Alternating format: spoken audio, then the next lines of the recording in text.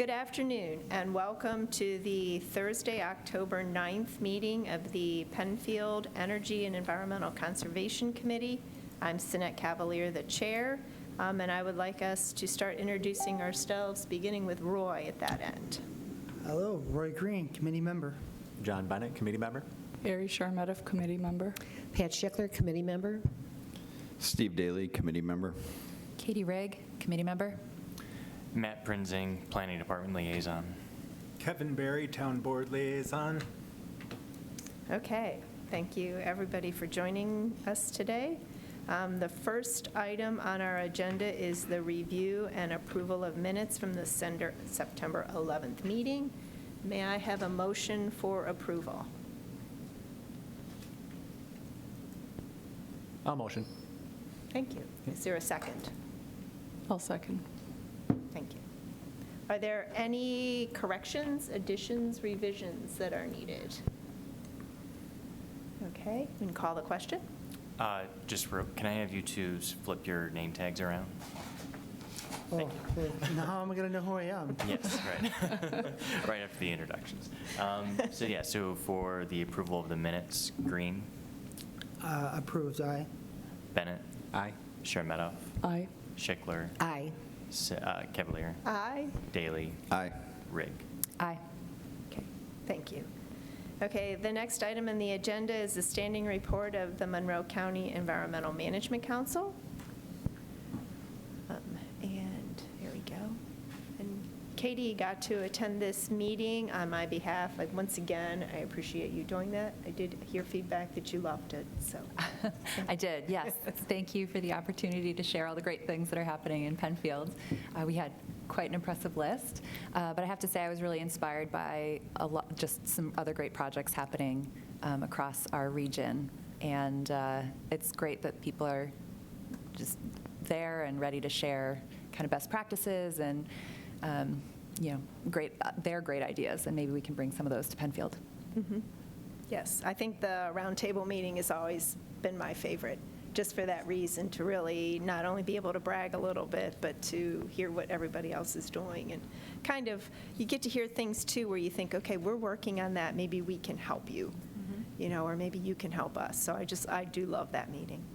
And then the next meeting for us is next Wednesday, and I will be able to attend that one. So, anything else on that you have, Katie? Just checking. I think some of my notes are now attached here. Yeah, so these notes are currently in the EECC Google Drive. When we have minutes from the meeting, I'll add that as well and notify all the EECC members that that's available for our review. Okay, thank you. Appreciate that. Okay, so then our next item is a review of our required items, beginning with town development projects. We have no new town development projects to discuss. I did just want to follow up on one item that was brought up during our last review, that being the U.S. Fish and Wildlife Services information for planning information for planning consultation tool. Typically during the planning review process, applicants as well as the town staff will use the New York State DEC's environmental assessment form and the EAF mapper tool to identify species of concern as well as protected habitats.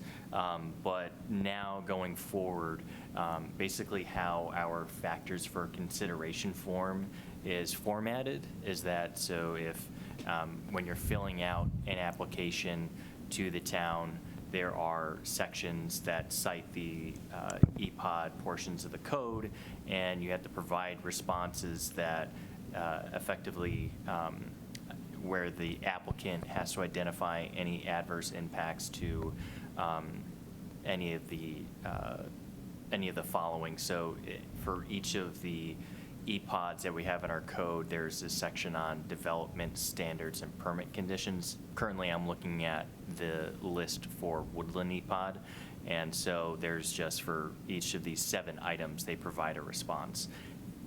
And previously, before the last EPOD code update, I'm pretty sure that it just said like wildlife habitats, and we added the specificity of protected wildlife habitats identified by the New York State DEC and U.S. Fish and Wildlife. We're going to add into the factors for consideration form just an acknowledgement of or a reference to where to find these references. So whether it is with the New York State DEC EAF mapper or the IPAC tool, so that they'll be able to reference those resources and find out any potential impacts or adverse impacts to any protected habitats or species. So going forward, we'll have that to acknowledge, and the applicant can identify those resources before submitting an application to the town when they're filling out the factors for consideration form. Thank you, Matt, for making that improvement for us, and also to ARI for identifying that as a resource that we would have to look for things like that. Right. Are there any requests from the town board? Not at this time. Okay. Are there any clean energy community actions? So for community campaigns, we're still accepting purchase/installation confirmations. So that's on the town's website on the Penfield Clean Energy Campaign site. So that's where you can fill out the Clean Energy Campaign submission form and provide those materials for that proof of purchase or proof of installation for either your electric vehicle or for your clean heating and cooling installation. Now, the program, there's still no news about the program opportunity notice or the PON related to clean energy, the Clean Energy Campaign, but we will notify the committee and take action when there's a renewal for the PON. And then moving into the next item, charging station grant update. The town submitted applications to RG&E's Make Ready initiative, where we can, if we are accept the grants or for awarded the grants, we can put these monies towards EV charging station installations in the town of Penfield. So yeah, Sarah submitted those before the deadline for this and before she left. So yeah. Okay, great. How long will it take before we hear? That I don't know, but I can follow up with Sarah and see if I can get a more defined date of when we would hear when we get this. So. Thanks. I had asked about some of the other grant things not related to clean energy community actions, but she said, I think they were due in June, but it won't be until December probably before you hear. So it is quite a time period sometime for grant applications. That one was specifically the, now I'm blanking. That was the MS4. Yes, the one that I was MS4 talking about. mapping and the local waterfront revitalization Right. program grants that we submitted for. Yeah, more than likely we hear back December or January for those. But grants take a while. Yeah. Okay, so given that there's no other items that are required, we'll move into old business. And the first item is the Climate Action Plan RFP. Yeah, so pretty exciting. We received 16 proposals Holy for the cow. Climate Action RFP. That's awesome. Yeah, and there's a wealth of firms that have experience with climate action plans in New York State, so a lot to choose from there. And also just a lot of firms that also have experience using the ICLEI ClearPath inventory tool. It's also been interesting to see their proposals and their openness to using that, but also their understanding that the ClearPath tool, there's costs associated with getting access to it up front, but then also annual subscription fees. So,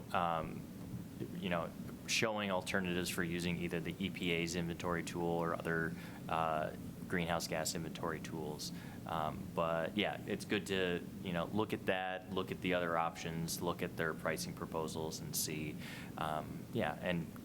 so we're still going through the 16 proposals, and we're hoping to have interviews scheduled for later this month.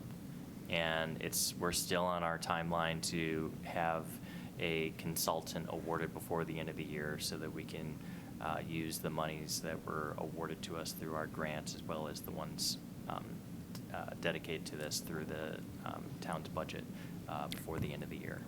How far away did some of these proposals come from? I don't recall if you had a criteria for how they No, were I New mean, York we State definitely or- didn't exclude proposals from out of state.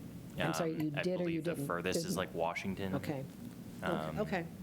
But yeah, there are several in-state, several within the county, or at least several with offices within the county. But yeah. So Yeah, who's reviewing the proposals? Oh, I'm sorry. Who's reviewing the proposals? Myself, I would say it's mostly planning and engineering department. We have the foreman or someone from facilities, the town facilities department, and the director of public works has been shared with those proposals, but yeah. It's a lot to go through. Yeah. Yes, yeah. We created an evaluation matrix that's helping us kind of narrow the scope, look for very specific things, and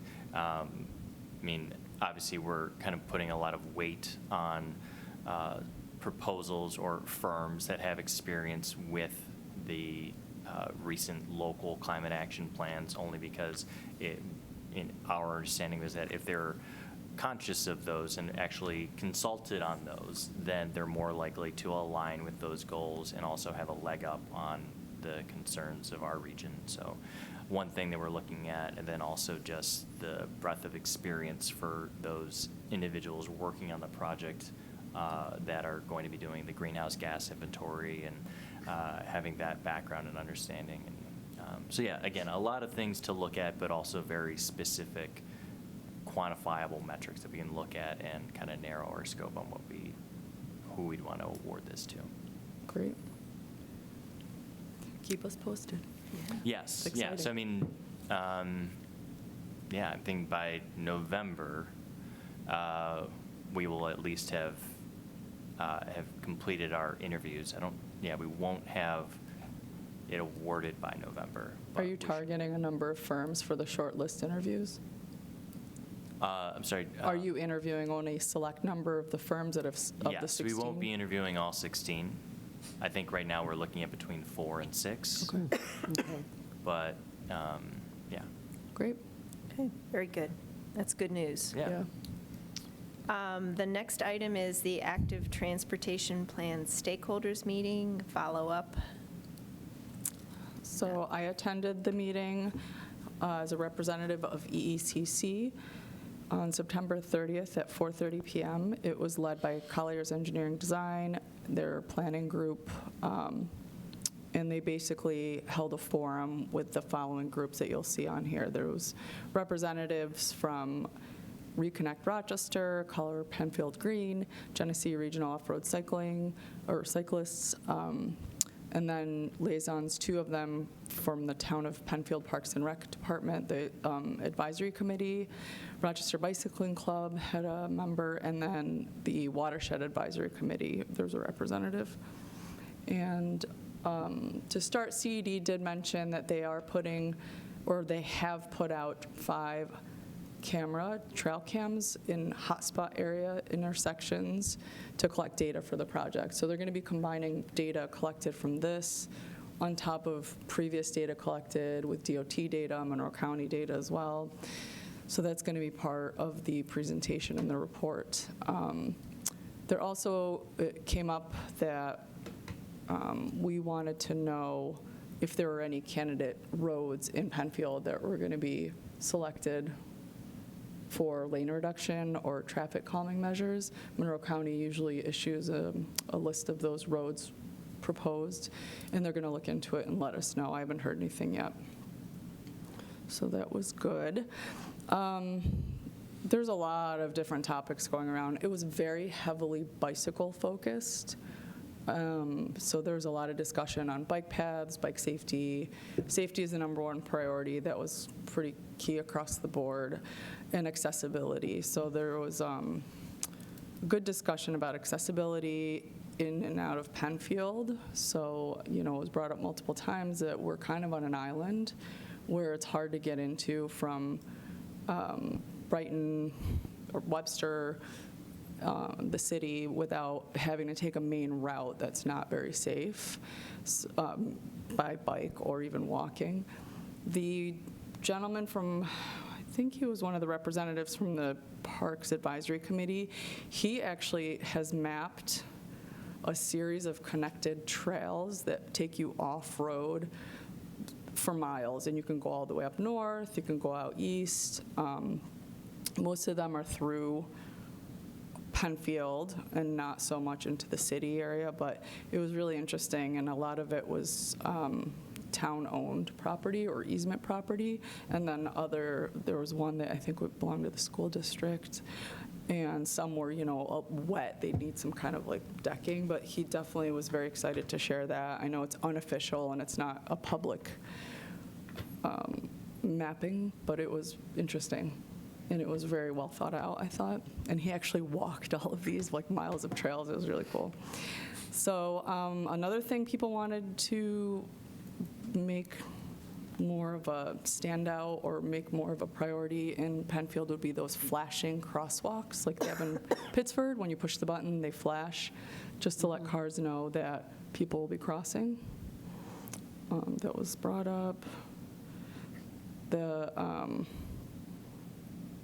gentleman from Reconnect Rochester, he spoke about how in Brighton, Elmwood Avenue reduced from 4 lanes to 2 to create that nice big shoulder for cyclists and create traffic calming measures. And the way that happened was heavily pushed by the supervisor of the town of Brighton. So he suggested that we get our supervisor involved and really push with the DOT, because these things don't happen without the leadership. So that was a good discussion. How long ago did they have, any idea how long they had that? I mean, I feel like it's been there at least 5 years, maybe more. I'm not sure. I remember when it happened, though. Everyone was up in arms at first, but I actually like it. Accessibility for e-bikes. I'm not going to go through all of it. The disadvantaged areas were discussed as well, how there's no accessibility for them for safe foot traffic or cycling paths to resources and amenities. What else? Education, that was definitely going to be a big part of the ATP. But at the end of it, everyone also mentioned that they want to see this plan contain actionable and feasible items that Penfield can check off a list, like we can actually achieve, not like pie in the sky, high level items. We want to see things that can improve our community, improve accessibility, and provide safe transport on bike or foot or other methods that aren't by car. So, yeah, it was a good discussion. It was a good group. So you said it was very cycling heavy. Mm-hmm. Do you think that there was enough information put out in terms of the walking population? I mean, are they being considered? Yes, yeah, that was brought up, and I know they were mentioning like the older communities. We were talking about the disadvantaged areas where people walk to walk to Tops or the grocery store. That was mentioned for sure, and the lack of sidewalks in certain areas, or sidewalks that end and then you have to cross a busy road to get to the other side where the sidewalk is. So that was a discussion. And then, was there were your things respected when we had talked about the green space kind of ideas, making sure that the connections? Yes, for sure. trees and, like things weren't necessarily cut down to clear for new paths. Yeah, that was not heavily focused on, but I know that everyone just wants that accessible path to go, like the connector trails are already kind of there. They just have to be connected, yeah, officially connected, right? Unofficially, they're there, but, and most of them are already pathways, so to speak. So. Okay. I would really love to see that map. And of course, seeing if that could be made public, if it was appropriate or not. Well, I don't think it's because it's not official, it can't be made public. And it is, a lot of the trails already we have. Right. But this was just connecting some of them together to make like a comprehensive, Reconnect Rochester, he did also mention bike boulevards, which are roadways that are run parallel to very busy roads where you can ride along. And we do have some of those here, just, again, not going into downtown. It's very hard to, and even Brighton, one of the tests from the Rochester Cycling Club comes to Penfield from Brighton on her bike, and she said there's really no safe access road. She knows where to go and she knows how to do it, but she said there are times of the day that it's not safe. So. It's interesting that the people walking to Tops, because I go to Linden Ave every day, 4 times a day, and yes, at all times of the day, all times of the night, people are walking down 441, which is... It's an expressway. Yeah. Yeah, there's a shoulder, but if someone's not paying attention, Yeah.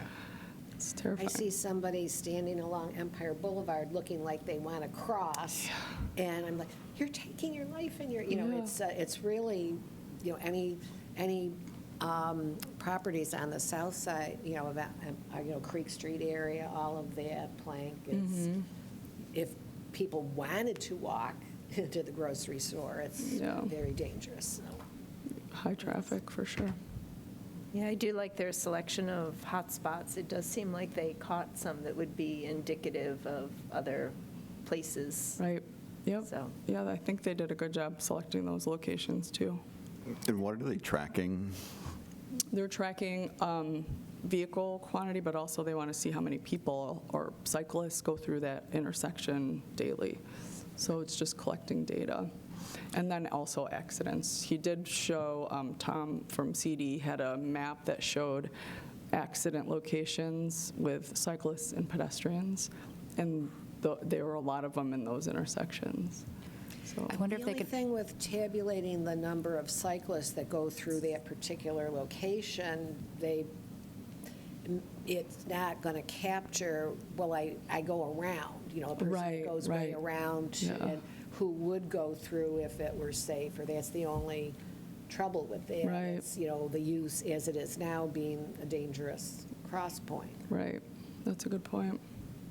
I wonder if they could also capture the number of people who go through red lights, because I live close to some of those, and I am very slow. When I get my green, I'm very slow to get going because there are so many people that go through those lights. Same on 286 and Panorama. Everyone's running that Browncroft light. I sit at Panorama for like a good couple seconds, just waiting. I'm like, okay, I think they're done now. So that's good. So did they say what their next steps are? They had this meeting, they're going to have more of these meetings, and then what are they doing? They're not having more. There are some deliverable schedules they're trying to meet, so I think they're going to meet maybe with the board next, I'm pretty sure. I can't remember exactly. I'll have to look at the notes that they provided. That's a good question, though. I'll get back to you. I'm not 100% This sure. was one of several advocacy meetings, as I recall you mentioning that there were different groups pulled together to do these. It wasn't just one, right? I think this This is is the the only one only- for our groups. Right. Correct. Right. Yes. But there was other groups that- stakeholder groups Yes. are Yes. meeting with them. Yes. That sounds right. Yeah. Yeah, so this is just it's a very broad project timeline, but, Yeah. so we have just had, the online survey is now completed. Draft recommendations and the public open house are upcoming, and then the project advisory committee meeting, that's the transportation committee, that's, the next time they meet, that would be the third project advisory committee meeting. And then in the winter, in the coming months, you would have the town board public hearing, final report, and implementation plan, and then a final meeting with the Transportation Committee. Is there a date for the public open house? I fall. That's a great It's upon question. us. Yeah. Yeah, I can follow up Okay. with that date.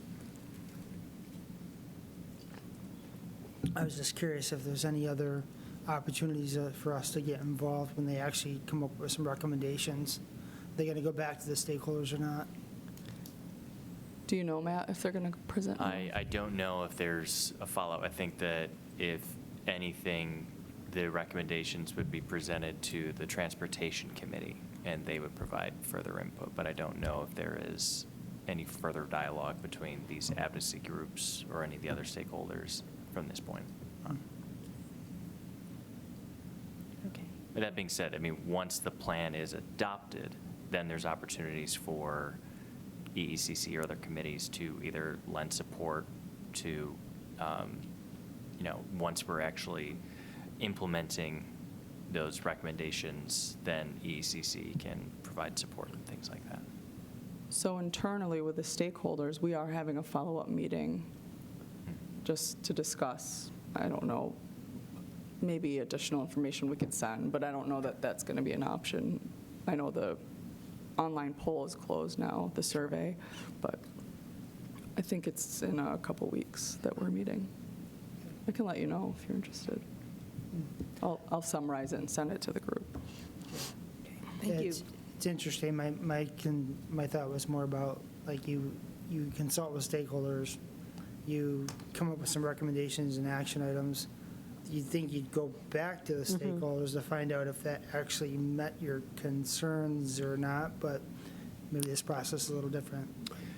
So I suppose that, there is going to be a public hearing before the town board.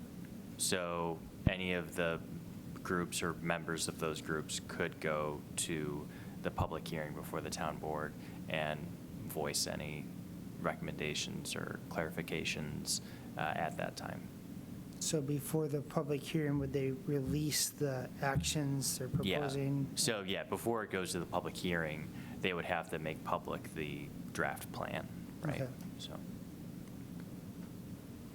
These would be the transportation group.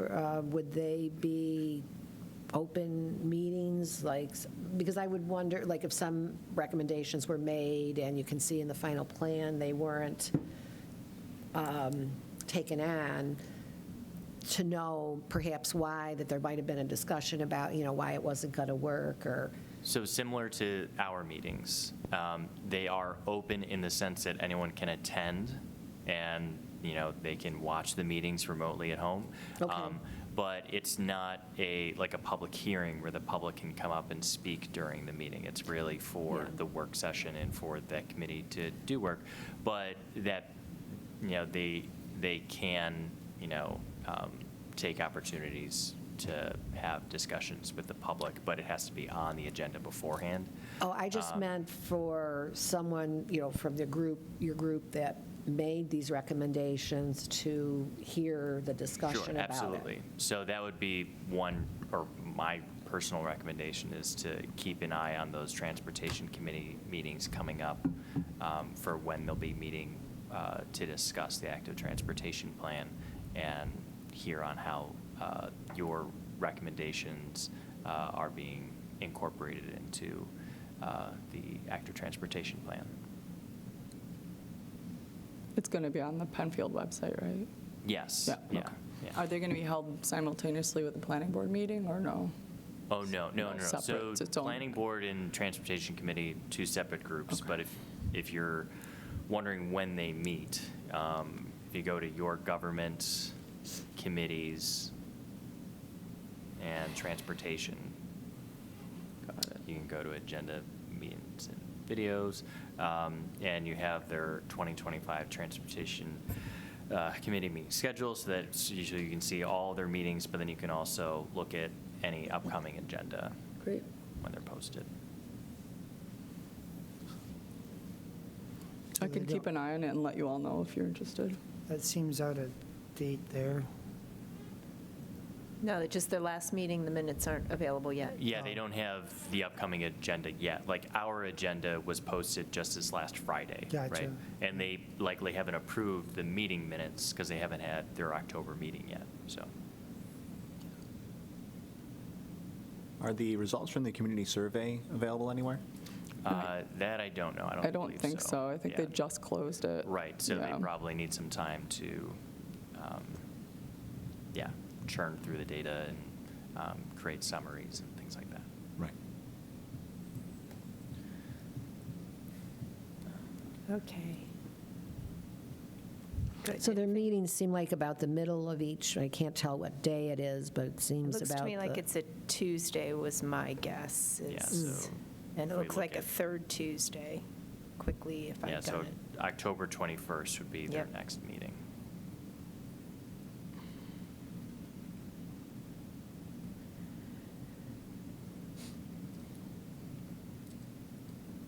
Okay, anything else on that? Thank you very much, Ari, for Yeah. representing us and taking notes and all that kind of stuff. Yeah, of course. It was Yeah, good feedback. good. It was a good, productive meeting. I'm excited to see what comes out of it.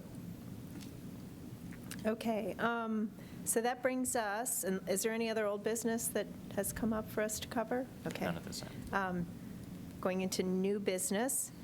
So our first one is upcoming events. Yes, so we have some community choice aggregation events. We had a webinar today at noon. We had 4 residents attend that. We have another one at 6 p.m. this evening. You can go to penfieldcca.com, and there is a link towards the top of the website here. So this is the first thing you'll see. Just scroll down a little bit further, and you'll see the webinar section. And tonight is October 9th, and if you click the link to join, it'll bring you to a Zoom meeting, and the administrator will accept you into it. The public can chat with us during it, and they can provide, there's like a Q&A section where you can submit questions, but yeah, it's not open for the public to like actively speak through the webinar through Zoom. So yeah, just know that you can provide comments through the chat function during the Zoom call. Is there a set presentation that they're doing so that you can just call in and listen? Yes. Okay. Yeah, and I mean, so we have posted the in-person public meeting from, that would have been, yeah, August 26th. It's the in-person and the webinar, it's the same presentation, and it's the same representative. Javier Barrios is the Good Energy representative for the town, and he's been doing each of the webinars, so each of the public information meetings and the webinars, so. Okay, good. Yeah. So yes, there's that one tonight. There's also the in-person public information meeting on October 22nd at 5 p.m. here at the Penfield Town Hall Auditorium. And then we will be having, right now it's showing that this is the October 28th webinars are backup, but we've confirmed we are going to be having those. So if you've missed the 3 already and you're not going to be able to make it tonight, and you can't make it to the 22nd, we are going to be having the October 28th webinars. The links will be forthcoming. But. Just curious, have any of us gone and tabbed into any of these yet? I'm sorry, what was the question? Have you attended any of these, called in, listened, attended? Okay. Yeah, I don't have the schedule flexibility during the day or in the evening, usually. You can, so again, the video is there, so if you can watch it at your leisure, you can always do that. Namely, these public information meetings and the webinars are to obviously push out that we are going through with a renewal, educate people about what that means, what the renewal rates are, and when they come into effect. Yeah, all very good information.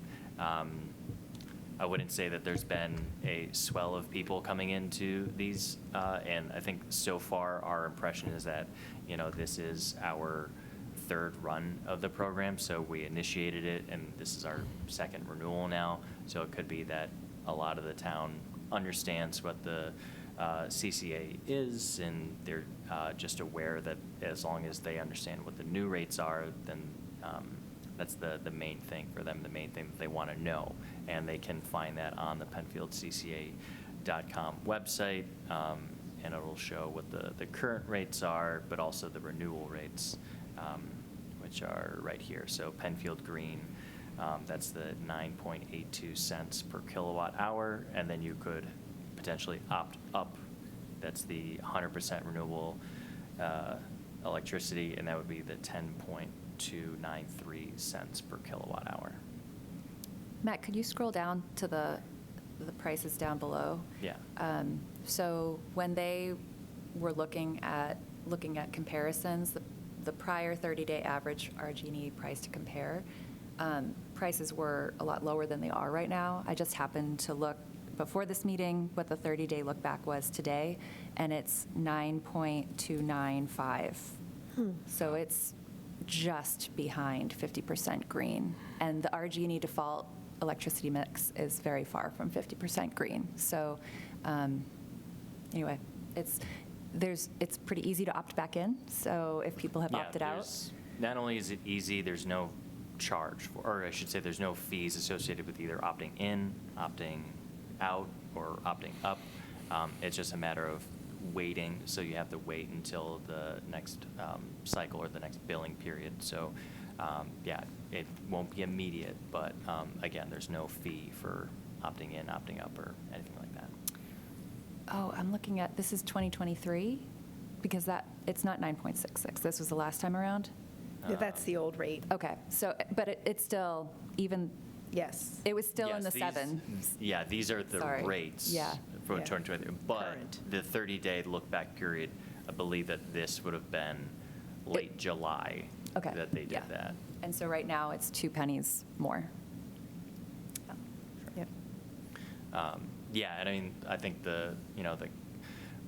we didn't have any public comments from the webinar this morning, but the one that I noted is that, yes, like the main emphasis that we've had on the Penfield CCA website, but also during our presentations, has been that this is a change or an update to the Penfield's supply rates, and it's a fixed rate option. But there are also changes that could happen to the delivery charges. So there was a rate case in 2023, which affected, all RG&E customers and their delivery charges. There is one before the Public Works Commission currently for 2025. So it's just kind of reiterating that it's always good to keep an eye on things like that may affect not only your supply rates, but your delivery rates. And keeping an eye on your bill and understanding how to read your bill, which are all things that if you come to the town of Penfield, we can help you understand those things. Yeah. So, that was, like I said, we're going to have that call at 6 o'clock for the webinar at 6 p.m. this evening. Okay. I'll move into just our last I was going to say, we few- have one more topic before our speaker. Just that, there's the designing our future sustainable landscapes at the Penfield Community Center. These are the events associated with the town's pollinator pathway program. And there's one October 20th from 6 to 7:30, how to start a small native pollinator garden. And then November 17th, there is the 6 to 7:30 p.m. native shrubs and trees for the home landscape. And we are going to be reaching out to the rec program to document how many people are taking those classes so that we can account for that in our Mayor's Monarch Pledge. And then we'll also be tracking how many signs are being, I haven't checked in recently, but I know that at least a handful of signs have gone out for participants in the town's pollinator pathway program. Very good. Yeah. I told him I'd started my inventory. I printed out the application, and I've been wandering around my house going, yep, oh, maybe, so it's a lot of fun to do. Check out your yards here. And those are registered through PennRec, is that correct? Yes, so Okay. in order to register for the Penfield Pollinator Pathway, you can go to the Penfield Recreation Office, which is at the Penfield Community Center, and they have information on how to learn more about the program, how to learn about the native plants in your yard, how to participate in the program, like what other things other than the native plants, so avoiding the use of pesticides and providing habitat for pollinators, things like that, are all things that are required for the program. And we also have the website. I'm just trying to pull that up really quick.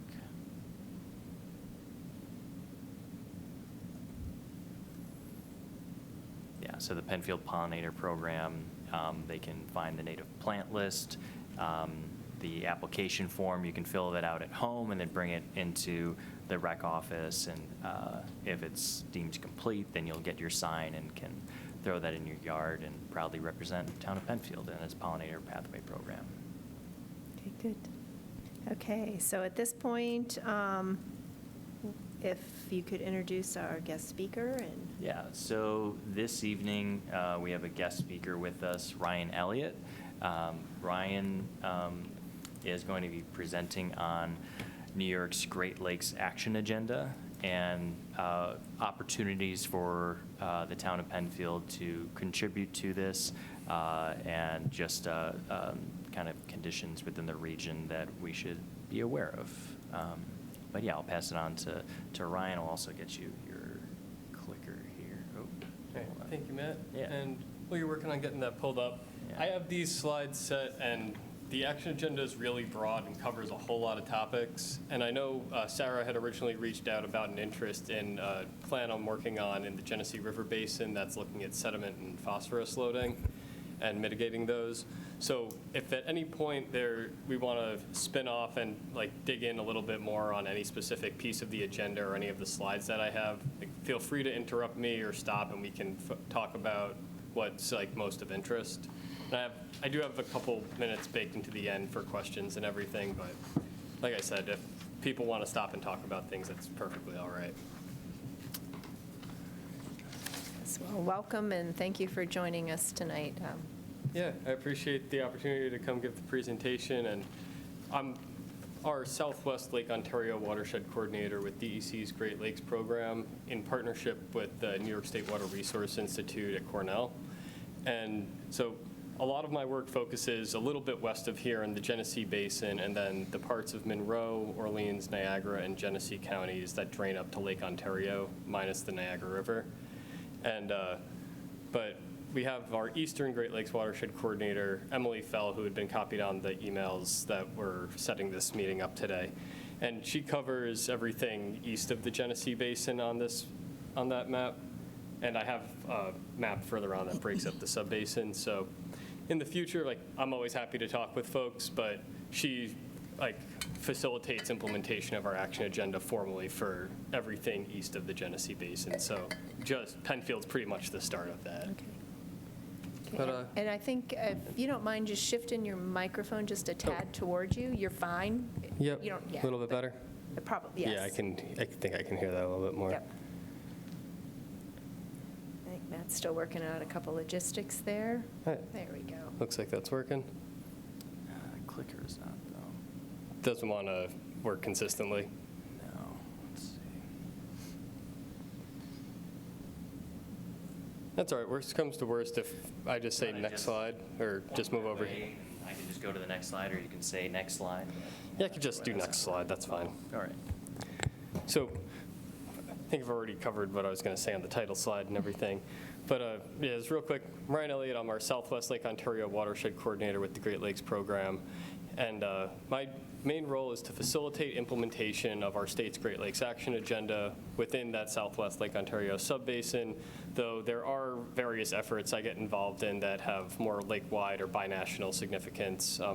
Our liaison to the Lake Ontario Partnership, which is a binational working group to manage issues of lake-wide concern for Lake Ontario, and then also work with on some things like shoreline cladophora monitoring or nuisance algae monitoring and some other things that take place across the entire basin.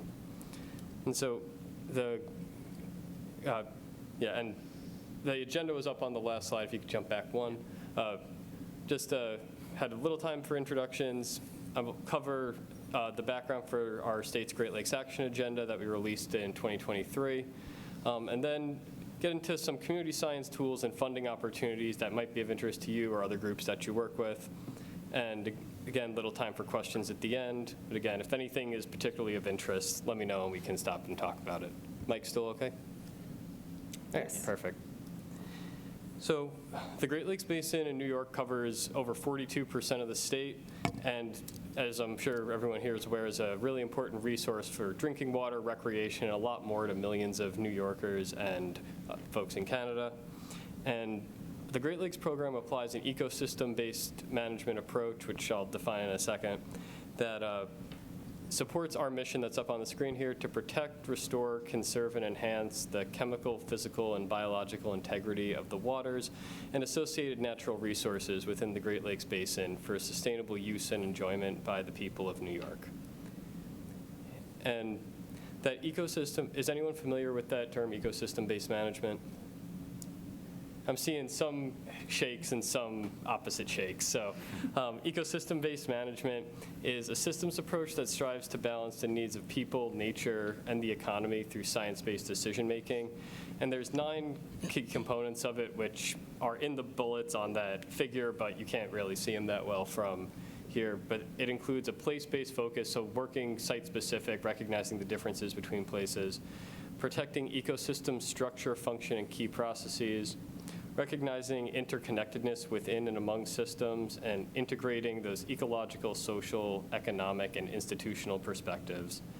It involves sustainable human use of the ecosystem, stakeholder involvement, so working with everyone from like the federal government and Canada all the way down to local communities, nonprofits, community-based organizations. And hand in hand with that is collaboration, using scientific information and data-driven approaches to make decisions.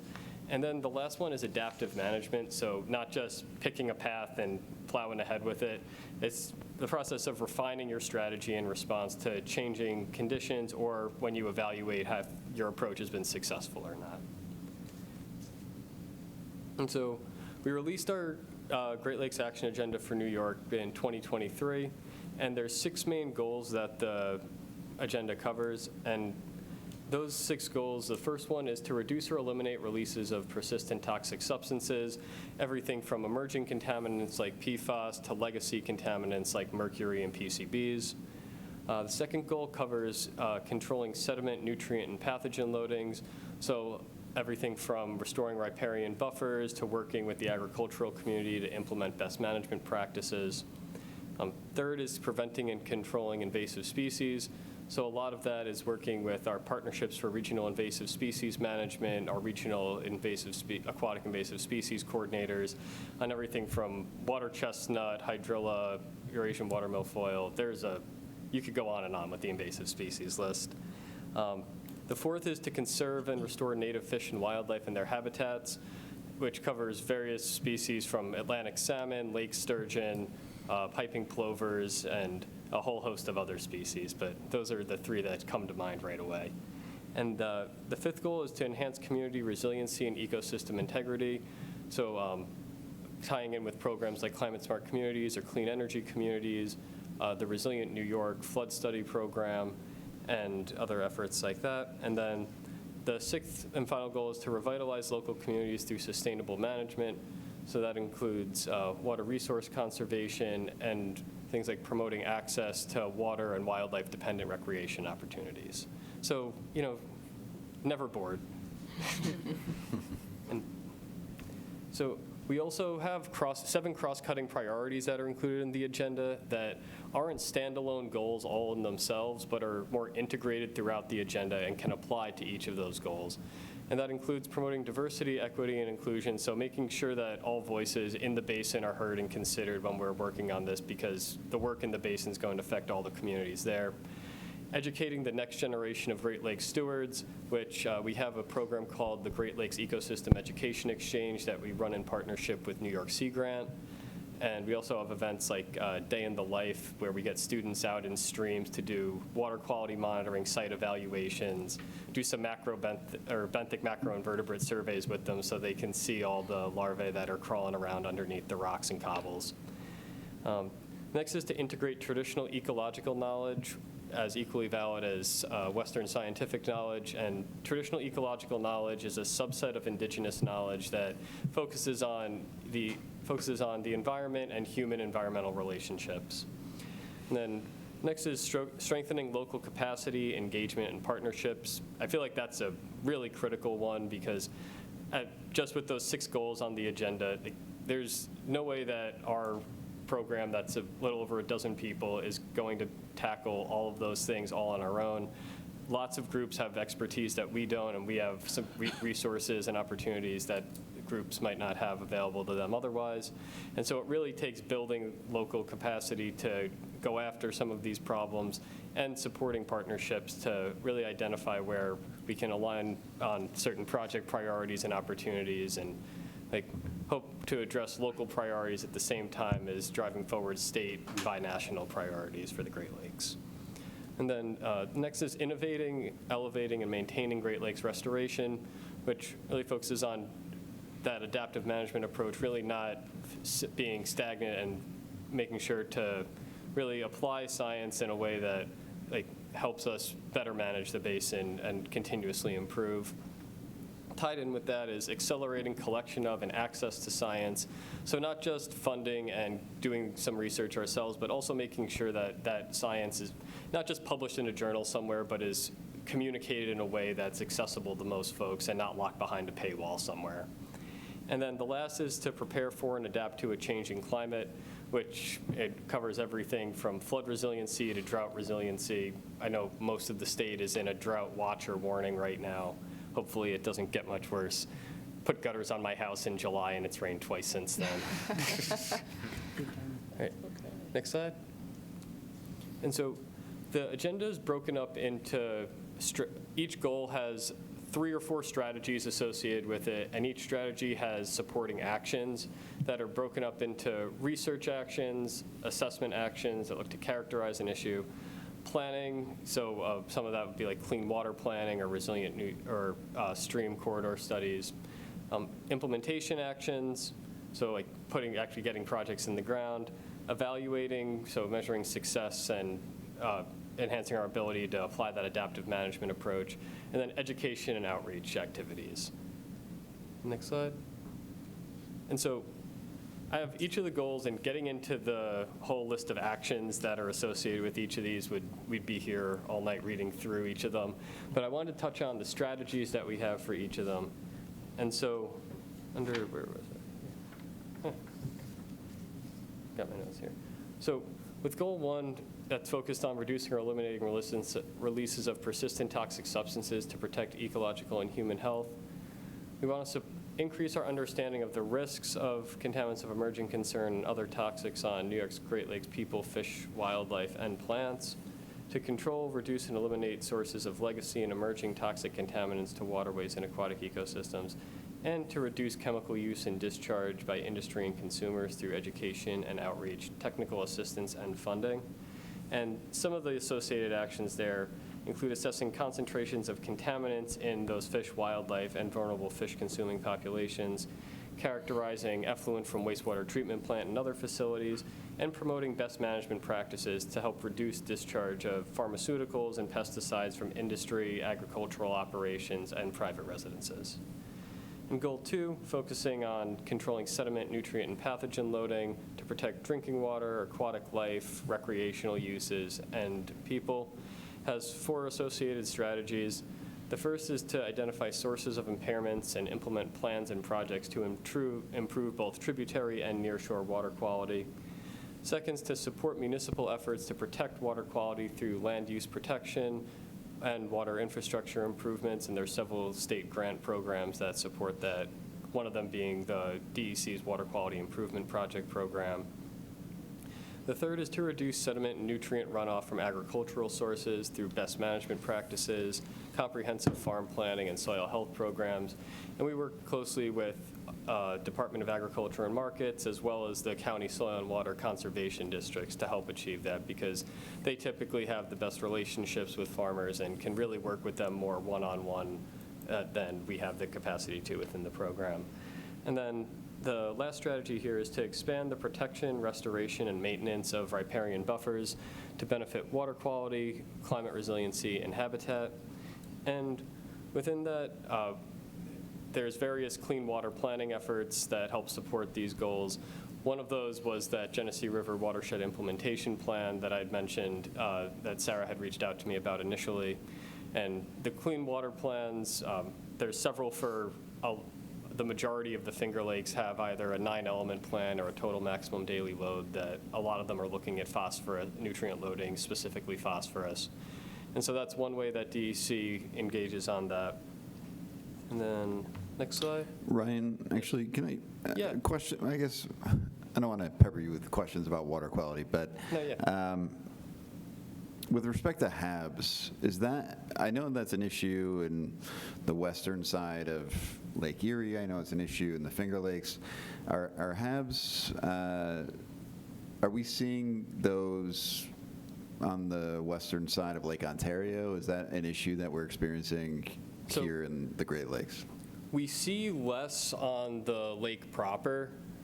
A lot of, I'd say the bigger concerns, I have to check the map for Irondequoit Bay specifically, but embayments tend to be more protected and more conducive to having blooms than the open lake is. So areas like Braddock Bay and some of the ponds associated with that a little bit west of here up along the shore have not persistent in that they're very long lasting, but have consistently had algal blooms the last few years. The majority of the Finger Lakes have experienced blooms within the last few years, some consistently multiple blooms a year. So it's within the Great Lakes Basin for Lake Ontario, absolutely they're a concern. And I would say the embayments more than the open lake itself. And I actually have a slide a bit further into the presentation about New York's both the reporting form for reporting harmful algal blooms, as well as they call it NIHABs, which is an online mapper that has all of the current year's active blooms that were reported through that reported and confirmed through that reporting form, and then archived ones that were reported earlier this year that have since subsided. And so is typically the most up-to-date resource on what HABs are occurring and where. And if you're interested, I can forward. We have we were calling it the baseline conditions characterization, and we're going on to a name change right now, but we have an online tool that we're rolling out for our sub-basin work group meetings, which is another thing I'll get to on some later slides, that has all of the data for our harmful algal bloom database through either 2022 or 2023. And beyond that, there are data sets linked from DEC's Harmful Algal Blooms website that have all of the historic data for where HABs have been reported throughout the state. So if you're interested, I could definitely get you links for those so you could check it out with an actual visual up in front of you. Great, yeah, that's really helpful. Yeah. Let me just make myself a note real quick.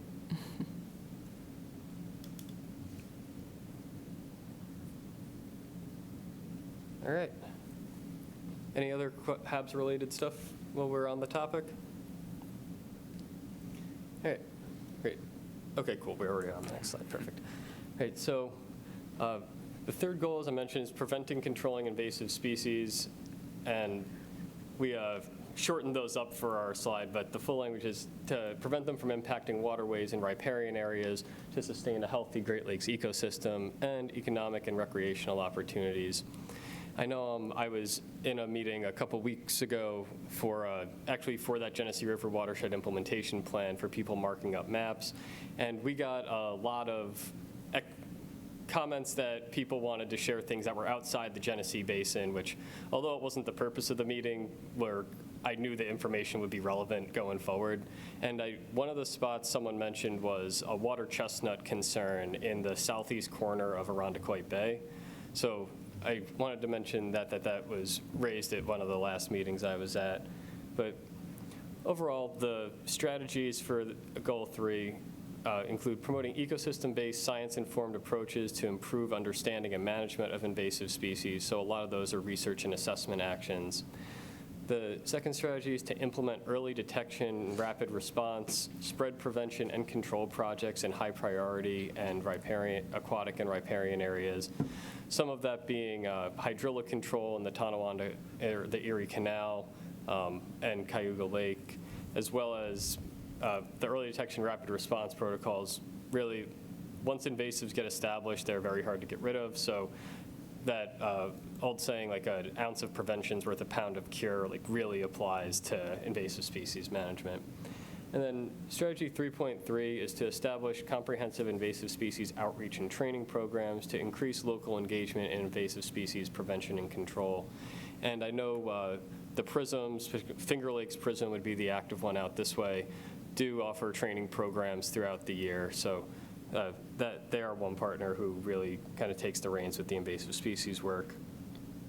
And then our fourth goal, to conserve and restore native fish and wildlife and their habitats to sustain diverse, resilient ecosystems and related uses. The first strategies, again, like more research-based, to conduct applied research to support science-based management of native aquatic and terrestrial Great Lakes fish and wildlife species, like lake trout, Atlantic salmon. And strategy 4. The second strategy under this is to conserve, protect, restore, and maintain coastal stream and other priority habitats to support key Great Lakes species and healthy ecosystems. So a lot of implementation actions here to really get projects in the ground that can help benefit these, whether that's coastal wetland restoration, adding in-stream habitat for native species like brook trout. And that kind of leads in nicely to strategy 4.3, which is to improve aquatic connectivity of streams to support fish passage and natural stream flows. So a lot of this relates to road stream crossings and dams. The first impassable barrier in the Great Lakes is typically a concern for invasive species and lamprey moving upstream. So in a lot of cases, you can't pull the first impassable barrier like you'd see people do along like marine coastlines. But the second piece of the aquatic connectivity beyond dams are road stream crossings, so culverts. And there's a lot of guidance out there both on how to evaluate culverts through it's called the North Atlantic Aquatic Connectivity Collaborative Protocol that identifies how severe a barrier the culvert or road stream crossing is to aquatic fish passage. And then we can prioritize based on how severe those barriers are and where they are in the watershed, which ones to try to tackle. And I always highlight culverts as a project that can really be a multi-benefit project where, depending on the culvert, it could be old, dilapidated, and already on a DPW list to replace.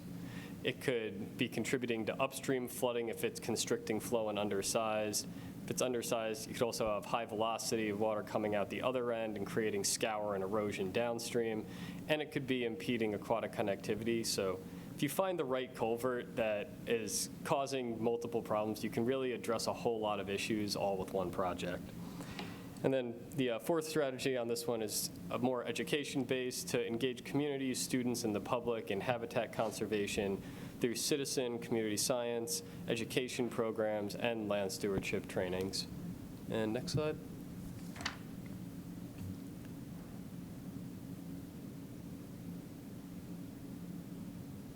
Okay, I must have not updated the numbers when we moved that table, and I've done this presentation like 8 times. I never caught that. So that's actually strategy 5, 1, 5, Yeah, it should be 2, and 5, 1, 2, and 3. Okay. Huh. Weird. But the strategies under Goal 5 include enhancing community resiliency and ecosystem integrity, which preparing communities to adapt to the impacts of climate change through implementation of climate-smart projects, land use policies, and adaptation planning. Advancing the practice of nature-based shorelines and integrated coastal management along New York's Great Lakes, and to expand local implementation of natural resilience measures at the watershed scale to achieve sustainable solutions to localized flooding and erosion issues. And New York State has released several years back now guidance for implementing natural resilience measures that was associated with the Community Risk and Resiliency Act. And if folks are interested in some of those types of solutions and more nature-based approaches to handling either stream bank, shoreline restoration, or other things like green infrastructure, I'd be happy to share the link for that as well afterwards, which I'll make a note for if folks are interested in that. Sure. All right.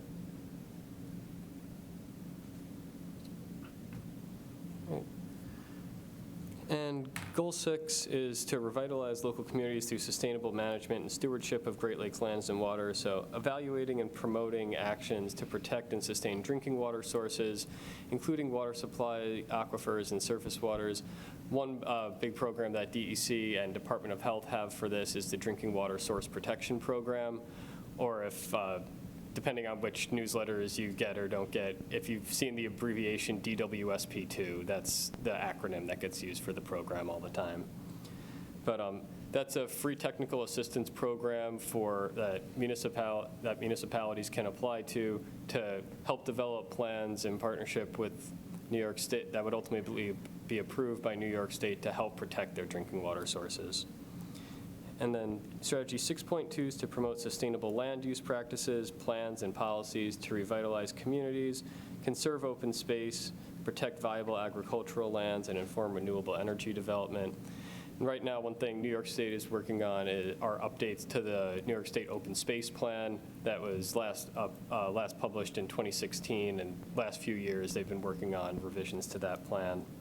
Then the last strategy here is to enhance and expand access to fishing, swimming, boating, and wildlife-dependent recreation along Great Lakes waters to promote stewardship and enhance local tourism economies. So everything from enhancing access to fishing locations, whether that's DEC negotiating public fishing rights or local communities providing areas for folks to fish, blueway or greenway trails, birding opportunities. I could go on about recreational opportunities, but I think about covered it. And so this confusing looking graphic is we tried to visualize how our program works across multiple scales, from the binational and federal scale, working with US and Canadian federal agencies and Indian Nation partners, through documents like the Great Lakes Water Quality Agreement, the Lake Erie and Lake Ontario Lakewide Action and Management Plans, Great Lakes Compact, and groups like the Great Lakes Fishery Commission, and funding programs like the Great Lakes Restoration Initiative. And then the state level, working with our sister New York State agencies like Department of State, Department of Ag and Markets, and Department of Transportation, New York State Parks, and our state guiding document being the Great Lakes Action Agenda. And then working with regional and local stakeholders through our Great Lakes Action Agenda sub-basin work groups, coming out and speaking at local government meetings and talking to community-based organizations, going tabling at events. And the idea behind all of this is that we're able to gather and talk to folks about information, concerns, priorities at the local level, and then be able to bring those local concerns and priorities that are aligned with our state Great Lakes Action Agenda, so that state and federal funding and implementation programs can move forward but be responsive to what those local concerns and opportunities are. So can I ask a question? Yeah. So the strategies that you have are really great, but I'm wondering, how do you implement on those strategies? Is it more about connecting to other programs and other organizations that can help implement those things, or do you have specific actions under each strategy that you're trying to do? So there are specific actions under each strategy, and if you wanted to take a look at some of the details of it, I have one reference copy of not the full agenda, but the action tables that pass around. And as I mentioned before, it's beyond what our one program is going to be able to do. Some of those actions we move forward ourselves. We work with partners on aquatic connectivity work to help implement culvert restoration projects. We do some water quality and other monitoring ourselves. We also run a few grant programs where we evaluate projects but try to have them aligned with both our agenda and local priorities. so that we're funding things that we know are important to local communities. But yeah, a lot of it is coordination, matchmaking, the sub-basin work groups that I'll get to, and I think a slide or two, yep, are a great way to help facilitate that. And really, it's connecting folks with either technical assistance that's available, funding opportunities, other programs or partners who might have similar interests, who might have more capacity to take on a grant or go after a project. And so I think it's a little bit of all of the things that you said. Okay. And next slide. Okay, cool, it was the next slide. So I've mentioned the sub-basin work groups a few times. So the Great Lakes program breaks our Great Lakes Basin in New York State up into 4 sub-basins, one for Lake Erie, one for Southwest Lake Ontario, one for Southeast Lake Ontario, which is where Penfield falls, and one for Northeast Lake Ontario and the St. Lawrence River. And I'm mostly responsible for that Southwest Lake Ontario block.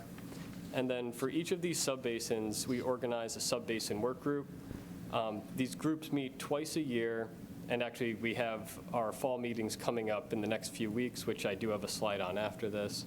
But these groups are really good opportunities to meet and collaborate with a host of partners. We'll probably be a little light on federal participation over the next coming weeks, but typically everyone from local townsmen, towns, villages, counties, county agencies, state agencies, and federal participants all come and participate in these.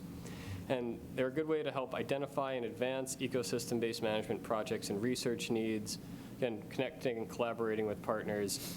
And we're actually doing strictly, like, we're doing one virtual meeting and one in-person, one virtual meeting for the whole basin prior to the individual in-person meetings. And we've done hybrid meetings in the past and are trying out the, like, moving back to a, like, virtual kickoff and in-person meetings, because we found the, like, in-person engagement is a lot more meaningful when you're able to have some of those side conversations that might not be directly what's on the slide. And there are also good opportunities to learn about technical assistance and other resources. Like I mentioned, our baseline conditions characterization that pulls together data sources on a number of topics to help establish a baseline for a bunch of long-term outcomes that we intend to use to evaluate our progress on the action agenda implementation.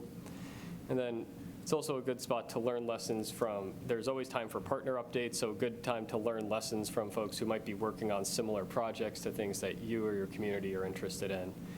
And tying in with that graphic on the last page, they're a good forum for sharing local perspectives, concerns, priorities, so that these can be used to help inform state, federal, and binational programs.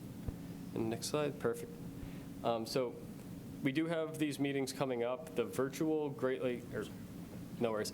The virtual kickoff meeting is going to be next week on October 15th from 3 p.m. to 4:30 p.m. And this will include basin updates that are from DEC and some other partners that have reached out to us with interest in giving updates about that are relevant to the entire basin. Then we're going to review our baseline conditions characterization, which one of my colleagues has spent endless hours working on putting together a whole dashboard and mapper for, with everything from HABs information, invasive species data, shoreline hardening information, a whole host of things. And talk a little bit about sub-basin work plans that we intend to develop to help support implementation of, like, locally important actions at that sub-basin scale. And then our in-person meetings are going to be, most of them are the week of October 27th, and then the Southwest Lake Ontario meeting will be November 3rd. I know some folks most people here are probably interested just in the southeast, if you're going to be interested in one for where Penfield falls, but I know whenever I'm in Monroe County, I pitch Southwest Lake Ontario and Southeast Lake Ontario because those basins split the county. But the Southeast Lake Ontario Subbasin Work Group meeting is going to be on the 29th at Montezuma Wildlife Center in Savannah, and those meetings are, all the meetings are 1 to 3 p.m. in the afternoon. and each has an optional tour. The optional tour for the Montezuma Wildlife Center will be from 11 to 12:30. So a good opportunity to get out, get a feel for the place, going back to ecosystem-based management, like developing that site-specific like knowledge and feel for where we're hosting each of our meetings. And then if anyone's interested in the Southwest meeting, being the other one that's close by, that meeting's going to be held at the Humphrey Nature Center at Letchworth. And they have this really cool interactive, it's called their Autism Nature Trail that they built there. And so we're doing a quick tour of that following the meeting. So that'll be from 3 to 4 p.m. What was the date on that one? The Southwest Lake Ontario one is November 3rd. And I have a couple flyers for those meetings here that have the registration links and everything that I could drop. I think I have 3 or 4 of them with me. All right, perfect. And next slide. So I want to talk about some community science or citizen science tools that either might be relevant to some of you directly or like to share with the community at large. But the first one, going back to harmful algal blooms, is both our suspicious algal bloom report form, which part of the survey 123 that DEC uses for that is pulled up on the, is the left side of that image. Typical harmful algal blooms, the other image. And the suspicious algal bloom report form takes some pretty basic info about contact information, the location of the bloom, which if you're on your phone right by the bloom, it will auto-locate. The size of the bloom, and there's some choices for how large it is, whether it's localized or affecting the whole lake. Which water body you observed it on, taking photos so that DEC can confirm whether it's a HAB or something else. Like, I know pictures of duckweed, a really small aquatic plant, come in pretty frequently that people mistake for harmful algal blooms.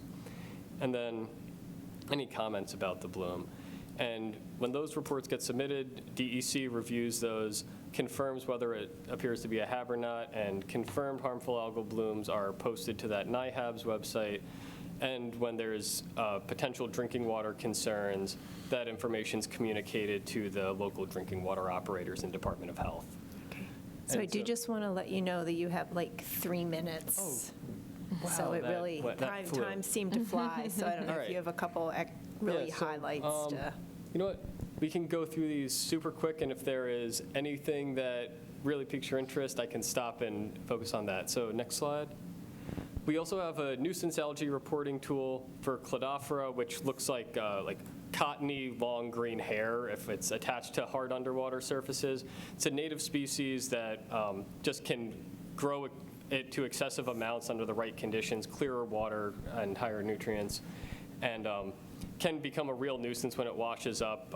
Locally, Ontario Beach is one of the beaches where this is a significant problem. We've had 11 observations near Irondequoit Bay State Marine Park, ranging from no accumulation to moderate, so not a huge problem. There's no points taken in Penfield or within Irondequoit Bay proper. So if folks are interested in this tool, all of the speaker notes that I have on here have links to all the tools and programs. And so next slide. We're already familiar with this one, so you could probably go ahead and skip that one. Awesome. This one I can go through real quick. MyCoast is a tool that New York Sea Grant and other partners have helped develop that it's a phone app as well as a website, and you can use it to report flooding as well as through the Flood Watch module on it, storm damage, including stream bank or coastal erosion through the Storm Reporter function. And we're working on getting coast snaps installed, which are areas where people can load their cell phones into to take standard pictures of shoreline areas to track changes over time. And links and how to use it and everything are in the slides here. That's just a couple of screenshots of what the back end of this looks like when you access the database, which is publicly accessible, to see where all the other reports have been. Right, and funding opportunities. So in partnership with Sea Grant, we run the New York's Great Lakes Basin Small Grants Program that supports implementation of the action agenda as well as locally supported plans, so whether that's a comprehensive plan, a hazard mitigation plan. And We've been running this program for several years now and have funded things, everything from shoreline restoration, educational programs, addressing culverts to enhance aquatic connectivity, and projects to build local capacity. And this grant program is typically released in early winter. And if anyone attends the basin-wide virtual meeting next Wednesday, Sea Grant will be talking a bit more about that program. So next slide. This program is a new grant program that's coming out, funded through EPA with a grant given to Restore America's Estuaries that they are overseeing and using to create this actual grant program that will go to either nonprofits, units of local government, or academic institutions. It supports work that covers invasive species management, non-point source pollution, both agricultural runoff and stormwater management, as well as native species restoration and habitat restoration. The key date there is the request for applications comes out on November 3rd, and there will be a series of webinars after that to help folks through that process. Next slide. We also, if there are any research or outreach needs that the town has, the New York State Water Resources Institute, which I work for, and that's who I work with under contract, and I work for DEC for all intents and purposes. They have an annual grant program that should be released in the next few weeks, mid to late October, that provides $10,000 to $40,000 for water resource research and outreach projects. The caveat is the principal investigator, so main applicant, has to be affiliated with a college or university in New York State. So if the town had a research interest and wanted to partner with someone from RIT or something like that, this could be a potential option to address those research or outreach needs. Okay. And then I think there's one or two more. Yep. So the Resilient, I wanted to mention this one. Resilient New York is a program that does detailed stream studies to identify projects that help mitigate the effects of flooding in very flood-prone areas. And Resilient New York reports and the recommendations in them are eligible for implementation funding support through a new grant that was released last year called the Resilient Watersheds Grant Program. Was released last late winter, early spring, and was due in June.